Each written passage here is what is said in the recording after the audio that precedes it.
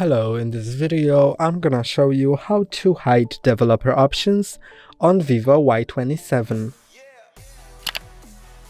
To hide developer options, go to Settings, then go to all the way down to System, and if developer options have been previously enabled, they will show here, and to disable them, just disable this switch.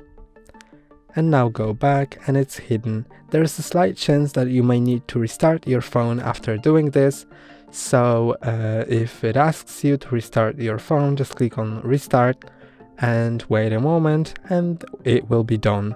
But in most cases you don't have to do it.